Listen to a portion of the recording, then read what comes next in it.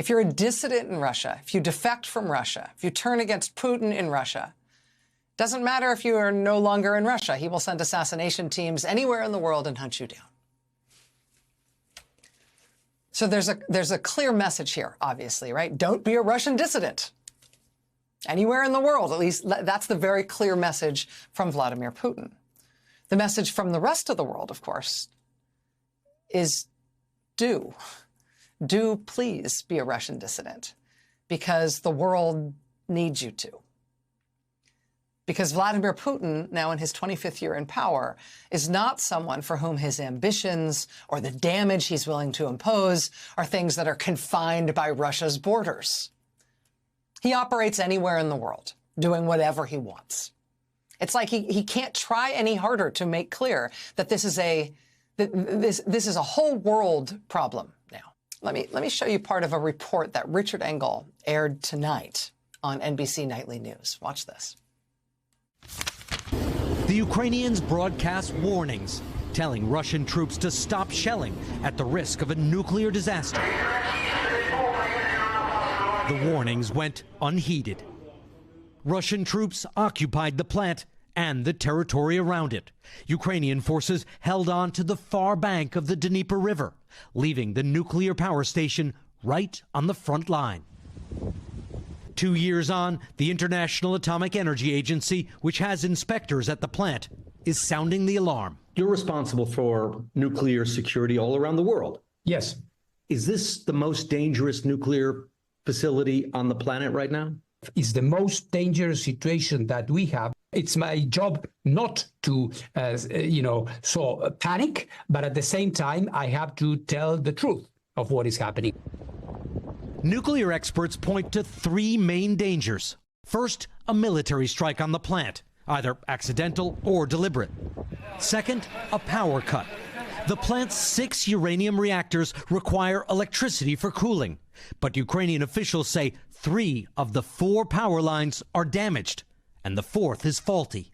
There have already been 8 blackouts, as recently as December. When you have a blackout, the cooling function of the reactors is lost, and you could have a meltdown. And finally, it's understaffed. Ukrainians say the Russians have been abusing employees. 11,000 people worked at the plant before. Only 4,000 work there now. In Moscow. Irina Kokot is responsible for radiation detection for the Ukrainian government. Her office predicts how, if there was a meltdown, a cloud of radioactive particles would spread across much of Ukraine and neighboring countries. This is Istanbul, right here. Yes. The city of Istanbul. Yeah, this Istanbul. Contaminated the entire city of Istanbul on the Black Sea. It's a catastrophe, a total catastrophe. She says the fallout would last up to 100 years. A nuclear disaster here would be felt around the world and leave large parts of Ukraine and beyond uninhabitable.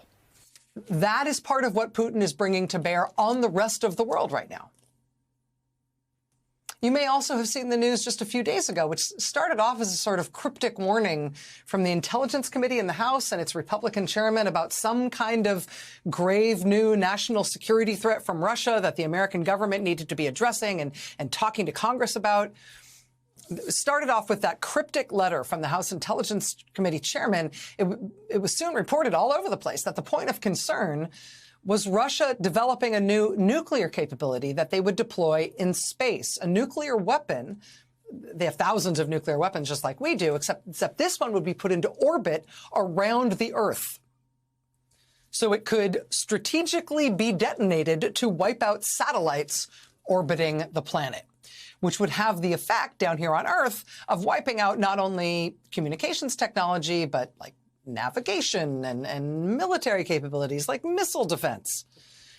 The New York Times summed it up like this, quote, global communication systems would fail, making everything from emergency services to cell phones to the regulation of generators and pumps go awry.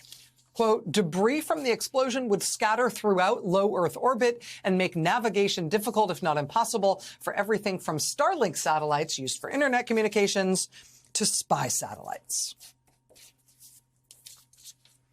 So here's the game plan, right? We'll assassinate our enemies anywhere on Earth, including in Western Europe and even the United States, by any means we choose, including by the use of military-grade nerve agents that we will dump willy-nilly in civilian areas, thus killing bystanders. We will bring a war inside the gates of one of the world's largest active nuclear plants, threatening a continent-wide, century-long radiation disaster, and no one and nothing is allowed to protect that site. We'll do what we want with it. And we'll put nuclear weapons in orbit around the Earth for the first time in human history. So we have the power to knock out not just like your GPS and your cell phones, but your emergency systems and your power grids and your water systems and everything else. Oh, and we'll invade Georgia in 2008 and Ukraine in 2014 and Ukraine again in 2022. We'll get Europe back into the game of large land wars for the first time since World War II. At the Munich Security Conference this weekend in Germany, NATO Secretary General shared new NATO intelligence. He repeatedly shared new NATO intelligence that they believe what Putin intends to do next is try an attack on one of the smaller NATO countries on its border. Estonia, Latvia, Lithuania, the Baltic states, they are all NATO members. New NATO intelligence says that Putin's next designs are on one of them. If he indeed attacks one of them, which NATO now says they think he is planning on, that would bring Russia into war with all 31 countries that are part of the NATO alliance, which includes a little country called the United States of America. There is not another entity like this on Earth. There is not another country on Earth that is doing anything like this. There is not another leader on Earth that is doing anything like this. And so what do we do about it? What do we, the United States, do about it? What does the world do about it?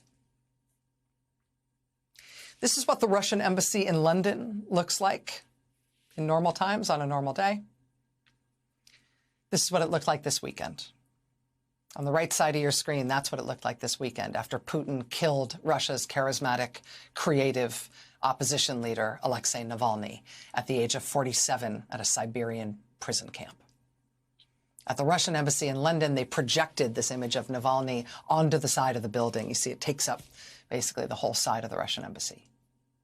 There are Russian embassies all over the world this weekend, in Eastern Europe, in Western Europe, as far away as India, at the Russian consulate in New York, at the Russian embassy in D.C. People left flowers and signs in Alexei Navalny's name. Inside Russia, anybody leaving flowers or leaving signs or even just showing up in public to pay their respects, for most of the weekend, they got beaten up and hauled off by police. Hundreds of people arrested this weekend, literally for laying flowers in public or for holding a sign with Navalny's name on it. In Munich, at that International Munich Security Conference, right after Vice President Kamala Harris spoke about the need for the world to help Ukraine defend itself against this now 2-year-long Russian invasion, Alexei Navalny's widow, Yulia Navalny, appeared without announcement. After Vice President Harris spoke, she appeared to everyone's surprise, making unannounced remarks, asking the world to stand up, to stand together, to fight against the Putin regime in Russia. Then this weekend, she posted this sort of stunning, straight-to-camera video in Russian saying that she is not afraid, that she will carry on her husband's work. She said that will start by naming and showing the faces soon of the people who carried out the murder of her husband at that prison camp. She said people do not need to be afraid. They need to do everything they can to fight against Putin's regime.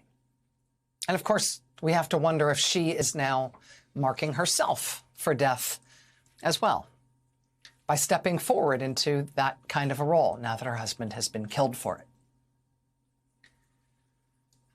The whole world needs for there to be Russian dissidents because the world needs for Russia to change. The whole world needs for there to be Russian dissidents and needs for them to not only survive, but ultimately to win because of the incredible threat, an increasing threat, an increasingly aggressive and unconstrained threat that Putin poses to the rest of the world as long as he remains in charge of Russia.